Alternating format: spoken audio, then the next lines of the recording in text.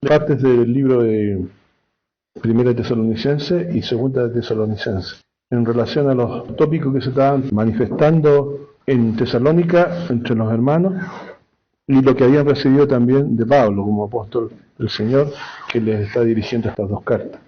Y parte de la lectura en capítulo 4, ya verán ustedes después por qué estoy leyendo, porque esto es tan importante que explicarlo es preferible que ustedes se remitan a la Biblia si quieren recordar algo de lo que hoy día se va a leer. Y en este caso a los textos que estamos citando, Tesalonicenses. Primera Tesalonicenses, entonces 4.1, vamos a leer en adelante. Dice: resta pues, hermanos, que os roguemos y exhortemos en el Señor Jesús, que de la manera que fuisteis enseñados de nosotros, de cómo os conviene andar, agradar a Dios, así vayáis creciendo. ¿En qué está pidiendo creciendo? Dice, en que la exhortación de ellos pretende que ellos crezcan en la manera que han sido enseñados por nosotros. O sea, ahora la doctrina que habían escuchado tenían que asimilarla y vivir conforme a lo que aquí se está diciendo. Generalmente esta fórmula, por decirlo así, es la que hay que tomar con casi todos los textos de la Biblia. Dice entonces que de la manera que os fuiste enseñados de cómo os conviene andar, que es decir, comportarnos de acuerdo a la conducta que se nos ha enseñado, y agradar a Dios, así vais creyendo. O sea, debemos procurar que nuestras obras agraden a Dios. Y no porque nos estamos ganando algo, sino porque le amamos. Entonces, y así vayáis creciendo. O sea, en esto no nos podemos quedar estáticos, sino que vayamos creciendo en el amor al Señor Jesús, que nos reveló todas estas cosas. Verso 2, y debido a esto dice, porque ya sabéis qué mandamientos os dimos en el Señor Jesús. Entonces ustedes podrían, un sábado que tengan tiempo, leerse este capítulo y ver qué cosas son en detalle en las que vayamos, dice, creciendo. Porque ya sabéis qué mandamientos os dimos por el Señor Jesús. ¿Y qué mandamiento este? Fíjense, porque la voluntad de Dios es vuestra. Y aquí los que quieren la justificación por la fe, yo sigo creyendo por si acaso, pero dice que la voluntad de Dios es vuestra santificación, que os apartéis de fornicación. Si yo creo en una iglesia común, todo dirían, otra vez va a hablar del mismo tema, de la santidad, de que hay que apartarse de lo malo. Pero aquí dice, aparece en la Escritura, que apartéis de fornicación. Que cada uno de vosotros, o sea, no se lo está diciendo una persona, que hay alguien que está tocando, sino que cada uno de vosotros, dice, sepa tener su vaso en santificación y honor. Su vaso lo dice como que tuviéramos un recipiente que recibimos del Señor, que cada uno de nosotros sepa tener su vaso, nuestra esposa, por decirlo así, en santificación y honor. O sea, mi conducta no debe estar ligada a lo malo ahora, ¿cierto? Sino dice en santificación y honor, no con afecto de concupiscencia, como los gentiles que no conocen a Dios. O sea, nuestro cuerpo no tiene que estar involucrado en concupiscencia, ¿cierto? Hemos sido llamados, dice, a tener nuestro vaso en santificación y honor. ¿Sabes lo que es honor? Honrar. No sujetándolo a impiedades. No con afecto de concupiscencia, o sea, no con deseos de la concupiscencia, que son los malos y los peores deseos que se nos vienen a la cabeza. Como los gentiles que no conocen a Dios. O sea, todas estas personas que tienen esta conducta desatada, no conocen a Dios y dice, como los gentiles. O sea, Pablo aquí le está hablando al parecer a los judíos. También, ¿cierto? Por sobre todo. Como los gentiles que no conocen a Dios. O sea, nosotros somos en el tipo de Pablo de que estamos aprendiendo a conocer a Dios. Ahora nosotros pretendemos conocer algo a Dios, no con afecto de concupiscencia como los gentiles que no conocen a Dios. Es decir, nosotros debemos mantener nuestra unión con nuestra esposa honorablemente, no como un vaso de concupiscencia, de cual vamos y tomamos y dejamos y tratamos duramente. Dice, no con afecto de concupiscencia como los gentiles que no conocen a Dios. Es decir, el mundo empieza mal aquí porque la concupiscencia es el motivo por el cual se hacen las acciones que se hacen o se toman en una relación entre no creyentes. Dice, no en aspecto de concupiscencia como los gentiles que no conocen a Dios. ¿Los gentiles conocen a Dios? No. La concupiscencia que hay en ellos no debe reproducirse en nuestra forma de vivir. Dice que ninguno oprima, y empieza a añadir más cosas, que ninguno oprima ni engañe en nada a su hermano. Está pasando otro tema. Primero el cuerpo, ¿cierto? Que un vaso del Señor para los usos del Señor, no con afecto de concupiscencia como los gentiles que no conocen a Dios. Que ninguno oprima, lo vuelvo a releer, ni engañe en nada a su hermano. Engañarnos entre nosotros mismos, mentirnos. Y aquí dice, en nada. ¿Cómo está la vara ahí? En nada, su hermano, porque el Señor es vengador de todo esto. O sea, hay juicio de Dios a aquel que oprime o engaña a su hermano. O sea, entre nosotros no nos podemos maltratar. Porque el Señor es vengador de todo esto, como ya os hemos dicho y protestado. Porque no nos ha llamado Dios a inmundicia, sino a santificación. O sea, nuestro camino es por el camino de la verdad, de la justicia, de la rectitud, del amor, de la bondad entre nosotros. Dice, porque no nos ha llamado Dios a seguir la conducta que antes teníamos cuando éramos gentiles, ¿cierto? Incluso esto podría ser de amplio aspecto, o sea, cómo se relacionaban ellos con sus esposas, con sus familiares también, cuando todavía no creían, ¿cierto? Pero ahora Dios nos llama a dejar ese camino y seguir un camino santo, la santificación. Así que el que menosprecia, no menosprecia a hombres, sino a Dios, que también nos dio su Espíritu Santo. Es decir, que no escucha estas sugerencias del apóstol Pablo, enseñanzas de Dios que el apóstol Pablo está enseñando, dice, no menosprecia a hombres, sino a Dios, el cual también nos dio de su Espíritu Santo. O sea, en el fondo estaría contra el Espíritu Santo pecando. Pero eso es lo que dice. Así que el que menosprecia, no menosprecia a hombres, sino a Dios, el cual también nos dio el Espíritu Santo. Pablo está lleno del Espíritu Santo, en la plenitud del Espíritu Santo, hablándole de estas cosas a Dios. Cosas que provienen del Espíritu de Dios, para que las consideren. No es que si no, es que cuando me deje de caer mal esta persona voy a empezar a tratar con ella.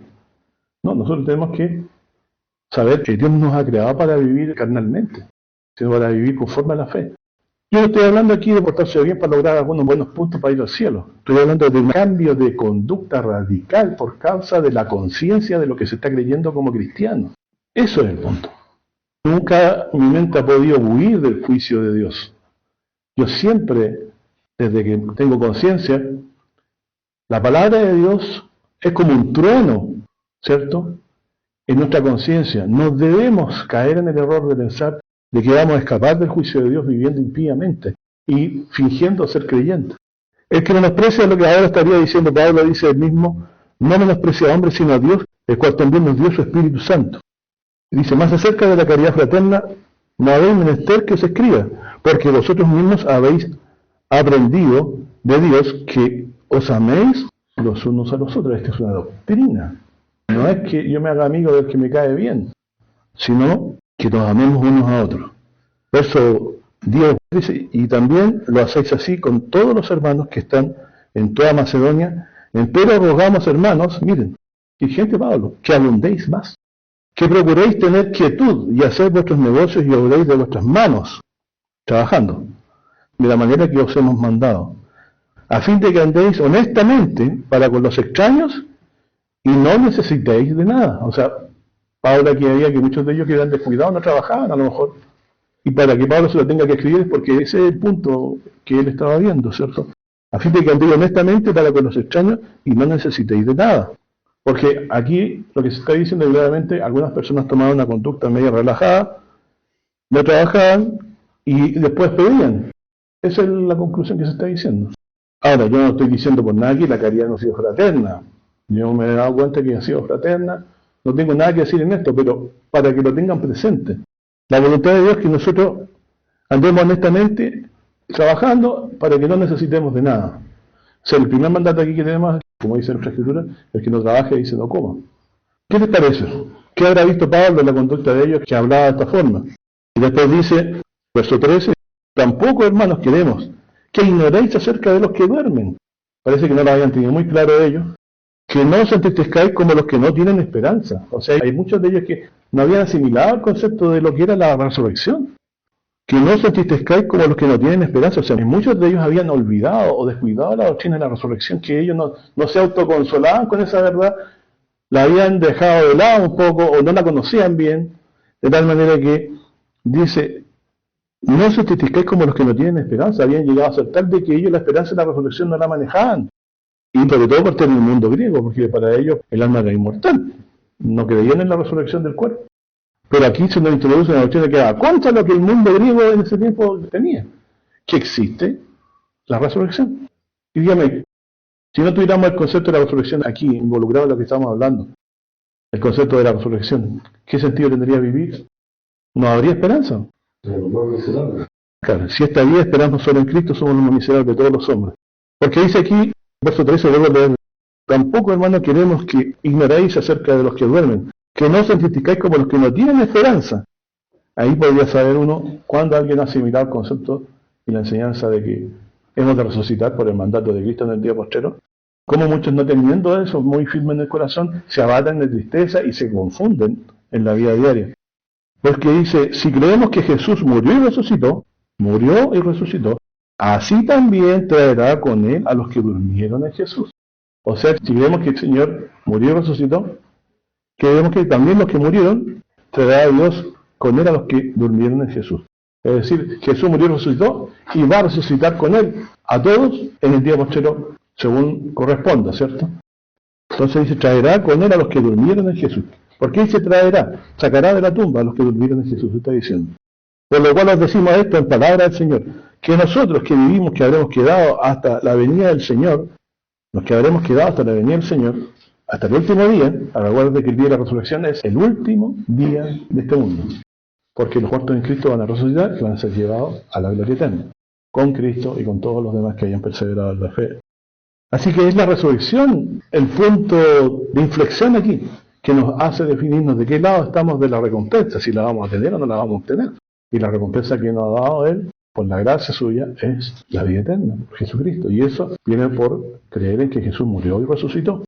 Entonces dice, por lo cual decimos en palabra del Señor, que nosotros que vivimos, que habremos quedado hasta la venida del Señor, hasta el último día, no seremos delanteros a los que dormimos. Los que ya hemos vivido hasta el último día no vamos a ser delanteros a ellos, no nos vamos a ir primero con ellos. Porque el mismo Señor, con aclamación, con voz de arcángel y con trompeta de Dios, descenderá del cielo y los muertos en Cristo resucitarán primero. O sea, cuando venga el Señor Jesús, ese día el Señor va a levantar a los muertos que hayan creído en Él. Porque Jesús va a descender con voz de arcángel, trompeta de Dios, y descenderá del cielo y los muertos en Cristo resucitarán primero. Luego que ellos resucitan, después de que ellos se levantan, luego nosotros, o sea, después de ellos nosotros los que vivimos, los que habremos quedado hasta ese mismo día que están resucitando los muertos, ¿se entiende?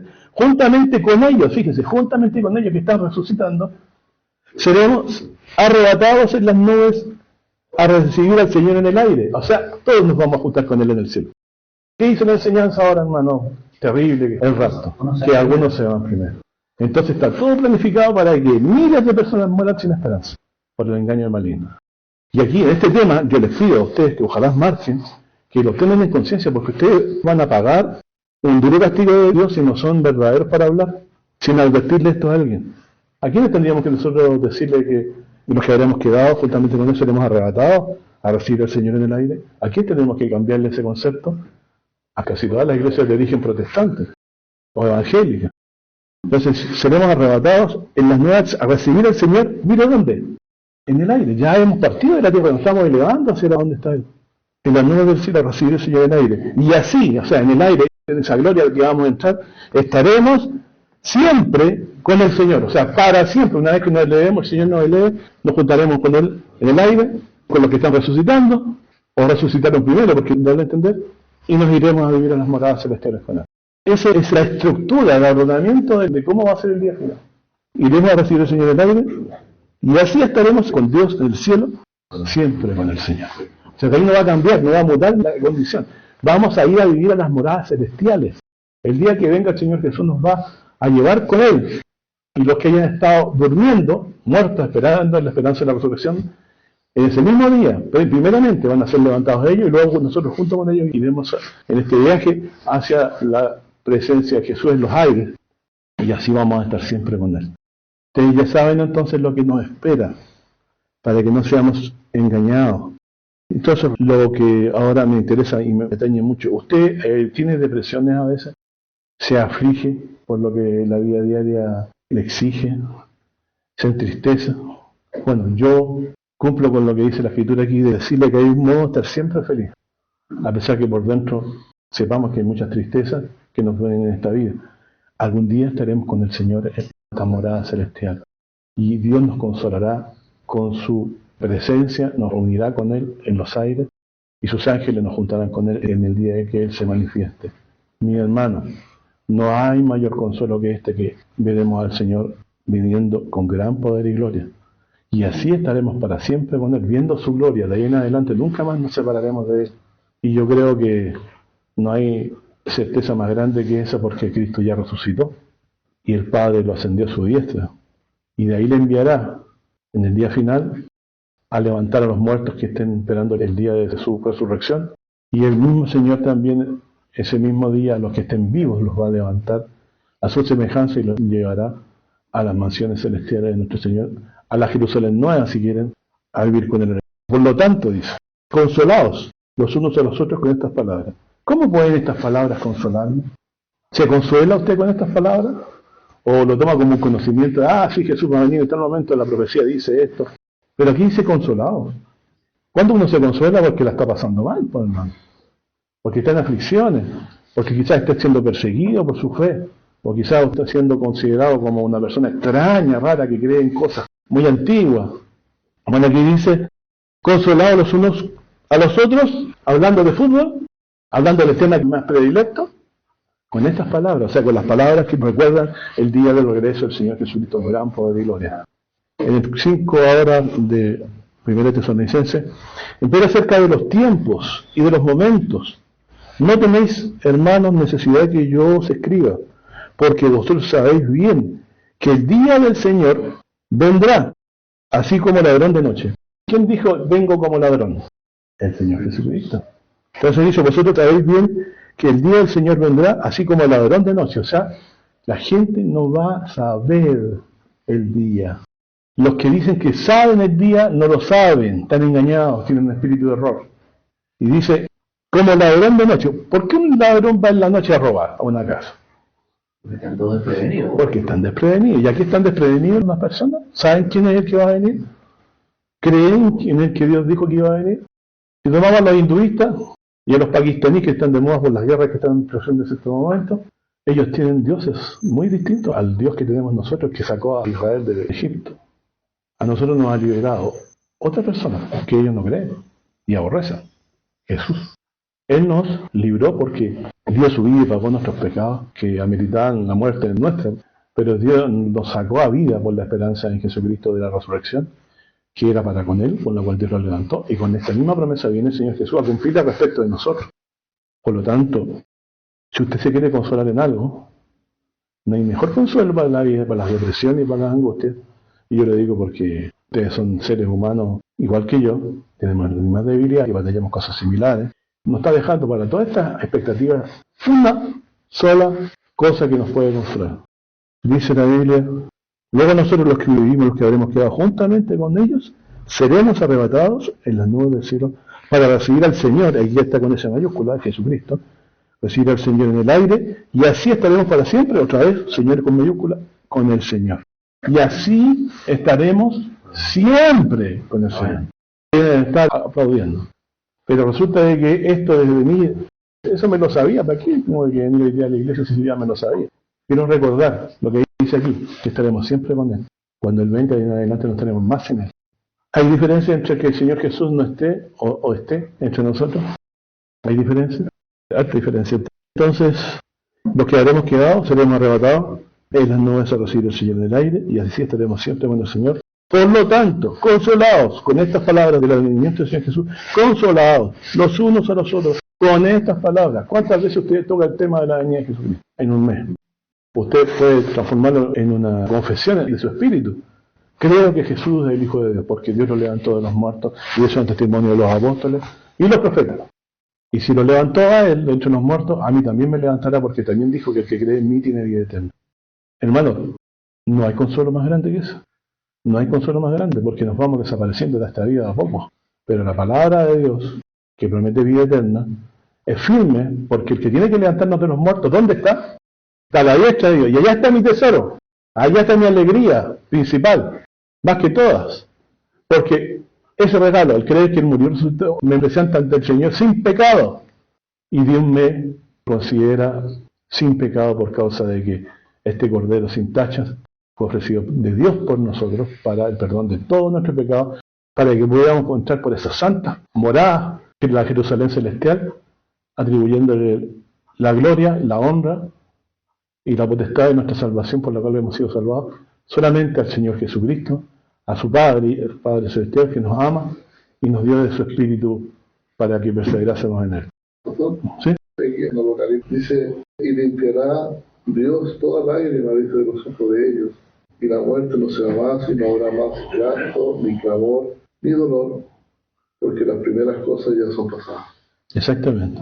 Entonces fíjese que esta promesa una la puede tomar como una doctrina que hay que aprenderse, pero la puede también aprender como una doctrina que hay que consolarse en ella para poder sobrellevar con estas promesas lo que nos queda de vida en este mundo. Ese es el objetivo. Ese es el objetivo. ¿Qué pasa si yo me consuelo con otra cosa? ¿En la abundancia de qué? El corazón habla Habla la otra. Entonces, ¿sabemos en qué estamos esperando? Yo no considero el hecho de que nos reunamos como lo más importante. Creo que es muy importante. Pero lo más importante es que recordemos la redención que es en Cristo y su amor y por qué Él se entregó por nosotros. Y el saber que somos salvos porque otro llevó nuestras culpas en la cruz atribuyéndoselas como suyas, nos ha traído la vida eterna y el perdón de nuestros pecados. Y por eso dice, por lo tanto, consolados los unos a los otros con estas palabras. O sea, el hermano tesalonicense que estaba con aflicción, con tristeza, ¿con qué se consolaba? Con lo que dice, que va a haber un día en que el Señor va a regresar. Va a descender, dice, verso 16, ¿cierto? Con aclamación con voz de arcángel. Y con trompeta de Dios, dice, descenderá del cielo. Y los muertos en Cristo resucitarán primero. Los muertos en Cristo, aquí ya no está hablando de los que mueren mes a mes o día a día, sino que todos los muertos van a ser levantados. Entonces, nosotros no podemos consolarnos con otra cosa. No hay otro consuelo, porque la muerte todos los días se ceba de alguien, por decirlo en sentido figurado. La muerte no es una persona, es un castigo que viene de Dios por nuestros pecados. Pero aunque la paga del pecado es muerte por el mismo Dios, va la dádiva de Dios, es vida eterna. Y esta dádiva nos saca del sepulcro, nos presenta sin tacha en el día del regreso del Hijo de Dios. Podemos irnos con Él porque hemos sido limpiados por la sangre de Cristo. Porque hemos creído que es el Hijo de Dios. Y creer que el Hijo de Dios tiene sentido porque es Hijo de Dios. Y eso está a favor nuestro porque el mismo Hijo de Dios nos va a levantar de la tumba. Y el único que puede tener poder sobre la tumba es nuestro Dios y su Hijo Jesucristo. Así como levantan a los muertos del Padre y les da vida, así el Hijo a los que quiere la vida. Entonces, estamos en manos de ellos, pero la vida está en ellos. No debemos afligirnos en extremo. Porque si morimos para el Señor, ¿está impuesto de nuestra muerte? Sí, está impuesto. ¿En qué sentido nos damos cuenta de que está impuesto de esa muerte? En que viene predicando el apóstol por inspiración del Espíritu de que Cristo murió en la cruz y resucitó de los muertos, y ese es nuestro consuelo. Lo que estamos viendo ahora. Finalmente aquí en el final del 17 dice, luego nosotros los que vivimos, los que quedamos juntamente con ellos, seremos arrebatados en las nubes para recibir al Señor en el aire. Para que sepan, recibir al Señor en el aire. No nos vamos a quedar aquí. Vamos a seguirle con las miradas que vienen con Él, en los aires.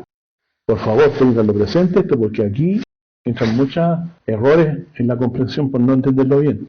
Por lo tanto, consolados los unos a los otros, nuestro consuelo es que el Señor regresa. El Señor viene a nosotros con gran poder y gloria. Que el Señor lo ha enviado a liberarnos de la muerte, de la condenación de la muerte. ¿Cómo nos lo ha enviado? Su Hijo viene con toda potestad en el cielo y la tierra a levantar a los muertos, a los que hayan creído en Él. ¿Por qué Pablo nos sacó otro tema como el motivo del consuelo de ellos? Y lo resumió, por lo tanto, dice, verso 15, por lo cual os decimos esto en palabra del Señor, que nosotros que vivimos, que habremos quedado hasta el año del Señor, no seremos delanteros los que durmieron. ¿Por qué no son delanteros? Porque ambos van a ser transformados al día que el Señor se manifieste. Porque el mismo Señor, con aclamación, con voz de arcángel y con trompeta de Dios, descenderá del cielo. Y los muertos en Cristo, cuando descienda del cielo, el Señor con voz poderosa como de arcángel, de un ángel poderoso, con trompeta anunciadora de Dios, descenderá del cielo. Y los muertos en Cristo resucitarán primero. Los que están muertos resucitarán primero. Luego, segundo lugar, los que vivimos, los que quedamos juntamente con ellos, seremos arrebatados en las nubes a recibir al Señor en el aire, y así estaremos siempre con el Señor. Por lo tanto, consolados unos a otros con estas palabras. Y aquí me dice que aquí el consuelo tiene que haberlo, aunque yo no entiendo todavía quizás tanto.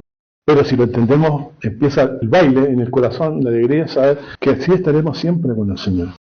El gozo ya deberíamos tenerlo implícito en nosotros para poder sobrellevar toda aflicción. ¿De qué se están aferrando ustedes?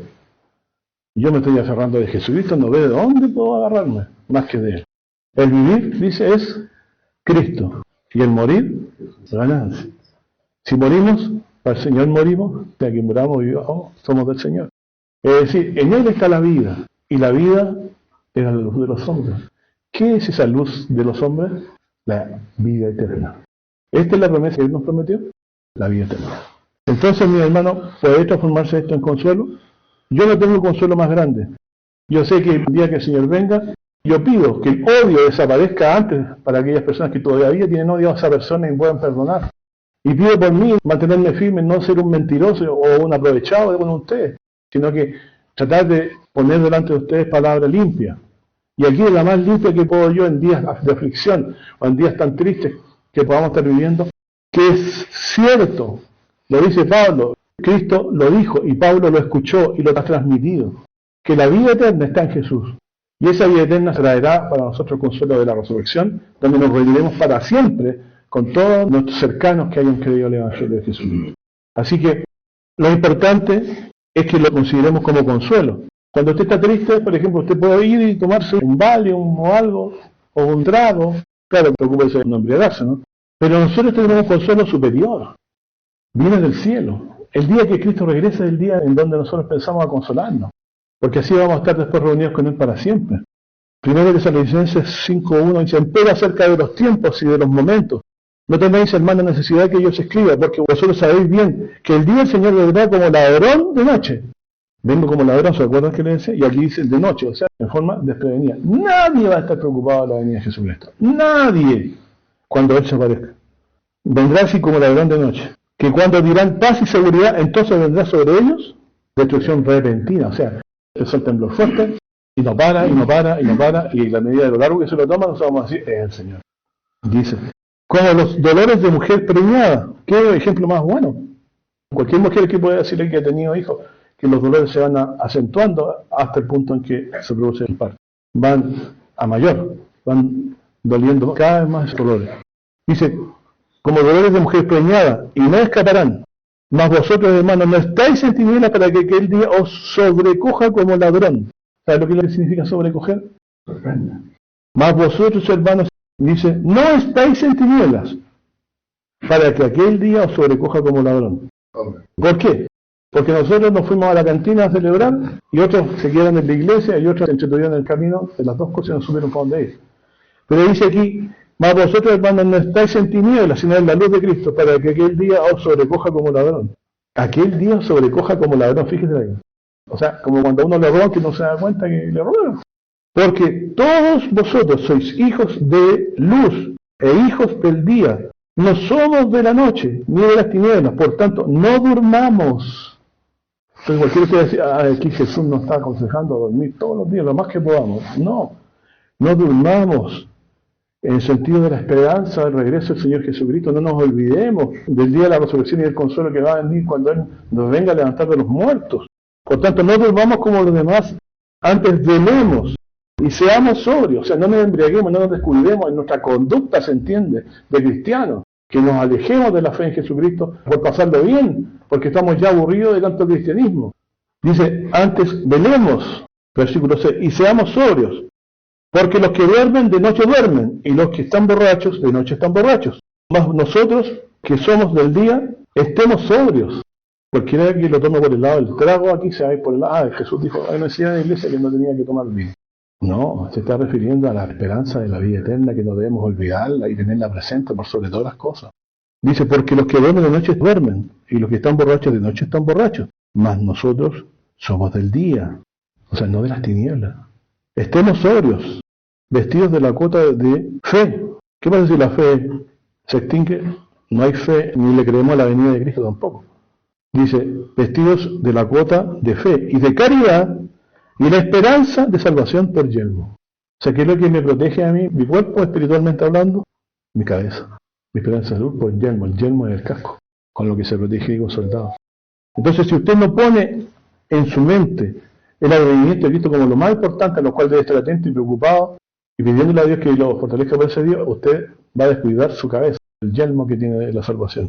Dice, porque no nos ha puesto Dios para ira, o sea, para que seamos condenados con los que duermen cuando el Señor venga, sino para alcanzar salvación por nuestro Señor Jesucristo, el cual murió por nosotros, para que, o que velemos, es decir, estar con los 5 sentidos en este mundo viendo lo que está pasando y para no ser engañados, o que durmamos, vivamos juntamente con Él. O sea, ya sea que velemos o durmamos, Los que velan están vivos esperando, y los que duermen ya han bajado al sepulcro, ¿cierto?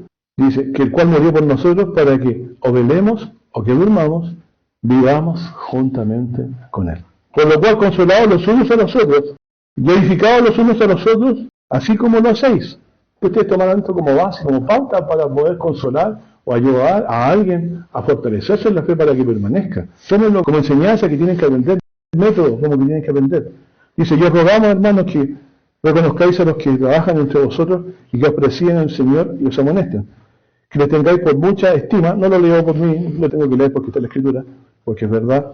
Dice, tengáis en mucha estima, dice, por amor de su obra. Tened paz los unos con los otros. Es decir, Dios quiere que seamos pacíficos los unos con los otros, que nos sobrellevemos los unos a los otros, y que estas cosas que hemos aprendido de la salvación de Cristo lo tengamos como un yelmo que protege nuestra mente o nuestra cabeza del engaño del mundo y del diablo. Y después dice, también os rogamos, hermanos, que amonestéis a los que andan desordenadamente, que consoléis a los que de poco ánimo, que soportéis a los flacos, que seáis sufridos para con todos. Mirad que ninguno dé a otro mal por mal, antes seguir lo bueno, siempre lo uno con los otros y para con todos. Estad siempre gozosos, orad sin cesar, dad gracias en todo, porque esta es la voluntad de Dios para con vosotros en Cristo Jesús. No apaguéis el Espíritu, hay que oír el Espíritu de Dios, ya sea orando o ya sea leyendo su palabra. No menospreciéis las profecías, de vez en cuando combinamos una vuelta por las profecías, porque están relacionadas con el advenimiento de Cristo para que no durmamos, ¿entiendes? Examinarlo todo, retener lo bueno, apartado de toda especie de mal, y el Dios de paz os santifique en todo, para que vuestro espíritu, alma y cuerpo sea guardado entero sin reprensión para la venida de nuestro Señor Jesucristo. Fiel es el que nos ha llamado, el cual también lo hará. Hermanos, orad por nosotros, saludad a los hermanos en ósculo santo, conjúroos por el Señor que esta carta sea leída a todos los santos hermanos, y la gracia de nuestro Señor Jesucristo sea con todos vosotros. Amén. Pues bien, ya sabemos entonces cómo podemos consolarnos. No tiene nada que ver con ir a comprarnos algo al mall, sino una maravillosa promesa en la cual nos debemos dormir y estar esperando en ella. El regreso del Señor Jesucristo con gran poder y gloria, el cual nos va a levantar de la muerte. Y eso no lo hace nadie más que Dios y el Señor Jesucristo. Y si alcanzamos esta promesa, perseverando en el Evangelio, creyendo que Cristo murió por nuestros pecados, que resucitó, que ascendió a la diestra de Dios, estaremos en paz con Dios. Los problemas de la vida cotidiana van a ser siempre guardar la fe, porque muchas aflicciones nos aguardan, no puedo mentir, pero lo que debemos guardar es la fe, porque sin fe es imposible agradar a Dios. Que Dios le bendiga a mi hermano, que lo que habíamos estudiado sea de provecho. Prepárense cuando me corresponda, segundo Tesalonicenses. Listo, hermano, muchas gracias.